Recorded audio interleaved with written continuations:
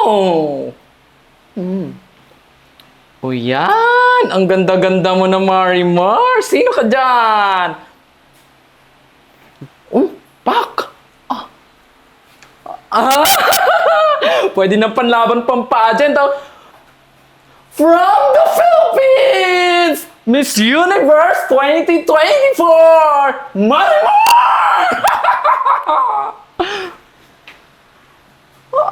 Pak! Ha?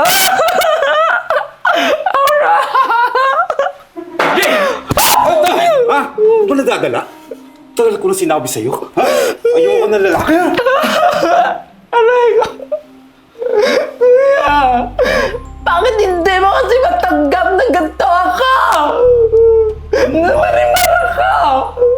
Ha? Alam mo kung bakit? Ha? Alam mo kung bakit? Ha? Dahil sa kabaklaan mo, nawala ang tatay natin. Dami! Kaya kahit kailan, hindi kita matatanggap. Sobra na, kuya. Kuya, kapatid mo, kuya. Kapatid mo, bakit mo tinatrato ng parang hayop? Mas masahal ka pa sa hayop, kuya. Mas mabuti pa siguro na ikaw na lang ginawala. Wisit.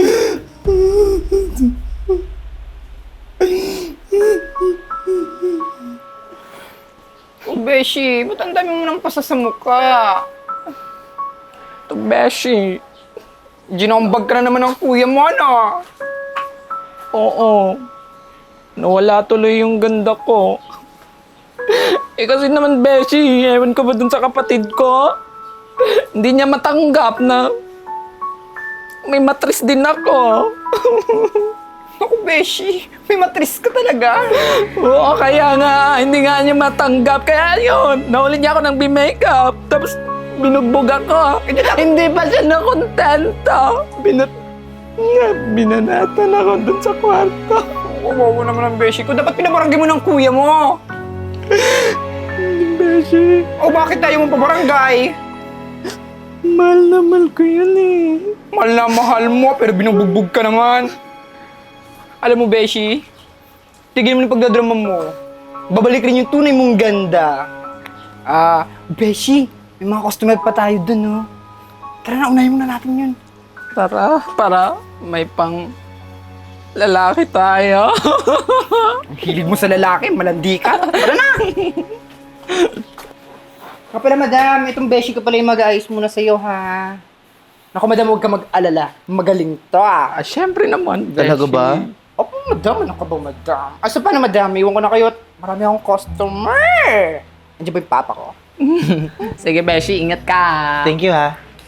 Siyang start na tayo. Oo, madam. Start na tayo. Sigurado ka ba na magaan yung kamay mo? Ay, naku, madam. Kung meron man pinakamagaling na tagatanggal ng cuticle dito, ako na yan. Talaga ba?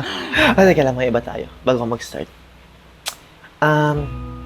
I think nabugbog ka kagabi. Kasi siguro humada ka tapos wala kang pambayad. No? Ay, wag mong gagawin yan kasi masama yan. Magugulpi ka talaga. Madam. Hindi.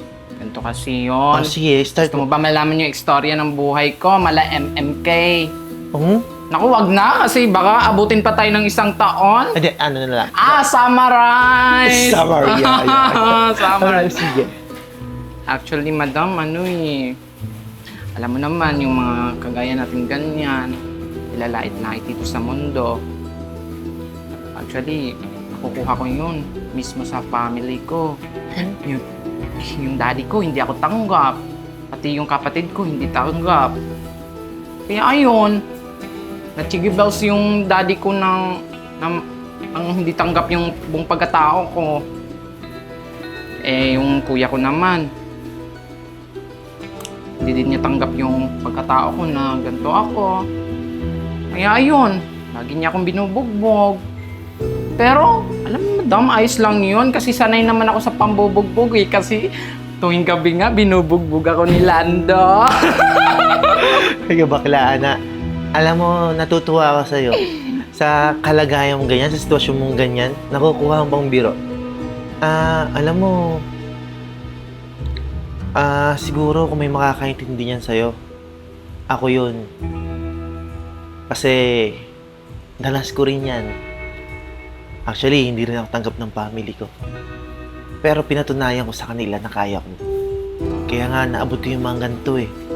Kaya, may malaki akong bahay. Bira nga lang may makatanggap sa akin. Kasi nga, ang buong akala nila, salot sa lipunan ng mga katulad nating bakla. Pero ang di nila alam, na may puso rin tayo. Kaya, sa tingin ko, may potential ka naman eh. Alam mo, may naisip ako sa'yo. Ano yon, madam? Masipag ka kasi. Oo. At isa pa, nararamdaman ko yung mga pinagdaanan mo. Alam mo kasi, plano ko rin talaga magka-negosyo eh. Marami naman ako negosyo, pero gusto kong pasukin yun. Gusto kong magka-parlor. Tapos, hindi ko alam kung paano kasi simulan. Ay, madam, magaling ako dyan. Parlor. Alam mo, kahit di ka naman magaling eh, matututunan mo naman yan. Ay, gusto ko yun, madam. Sana naman baka pwede mo akong kunin. Ayun na nga eh, gusto ko nga rin sa'yo may favor. Kasi gusto ko talagang mag-start yung negosyo ko na ikaw yung mag-handle. Ay, talaga, madam? Kasi Totoo. nakikita ko kasi sa'yo na na gusto mo rin pakita sa family mo na kaya mo. Oo, madam. Yung gusto kong ipakita talaga eh. Na hindi lang ako bakla lang. Sige, ganito. After nito, pag-usapan natin yan. Sige, madam. Gusto ko po yan. O sige? Sige na bakla, linisan mo na ako. Sige na, madam. Ay, madam, ang taray. Ang ganda ng kuko mo, ah. Siyempre. Ay, may nail extension pa. Gusto mo rin? Ay, wala akong cash. Alam mo, magkakaroon ka rin yan. Ano ka ba? Tiwala lang. Ay, ang laki ng kuko. Uy, may tumatawag ata sa'yo. Meron nga. Emergency hotline? Sino ba to? Ikaw talaga. Hello? Ano?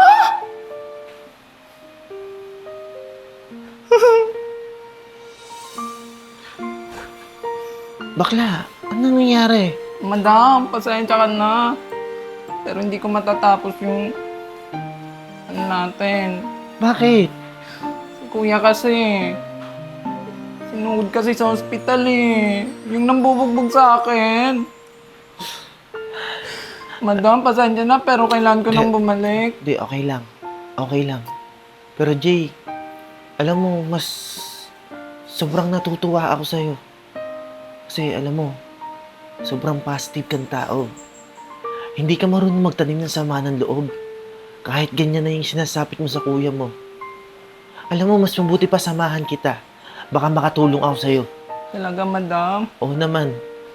Kasi sobrang a-appreciate ko yung isang katulad mo. Salamat po, madam ah. Tara, madam. Emergency kasi. Sige na, tara na.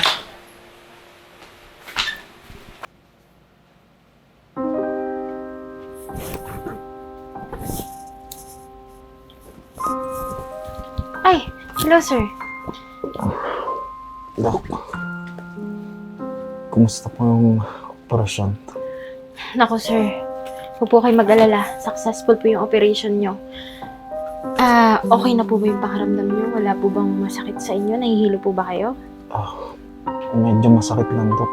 Pero, Dok, wala po kasi yung pambayad eh. Naku sir, huwag nyo na pong problemahin. Settled na po lahat ng bills nyo sa hospital. Binayaran na po ng kapatid nyo. And nag-donate din po pala siya ng dugo para sa inyo. Kapatid? Yes po, si Mr. J. Sige sir, asikasuhin ko lang po muna yung ibang pasyente. Magpahinga lang po muna kayo. Then, tawag na lang po kayo ng nurse pag kailangan niyo ng tulong. Sige po, salamat, Dok. Okay ka lang, Jay? Oo, Beshi. Kawa lang yan.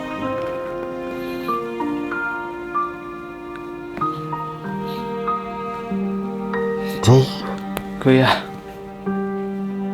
bakit mo ginawang tulungan ako? Alam mo, kuya, napakaswerte mo sa kapatid mo. Kahit ganito yung sinasapit niya sa'yo, hindi man lang siya ng tanim ng sama ng loob.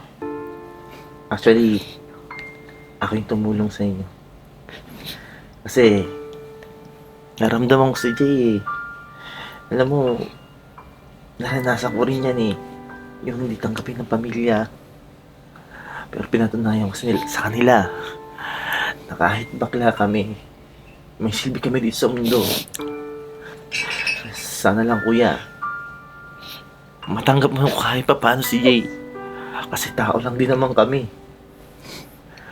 Alam mo, may mga bagay kami na hindi nagagawa ninyo, pero may mga bagay kami na kaya namin gawin.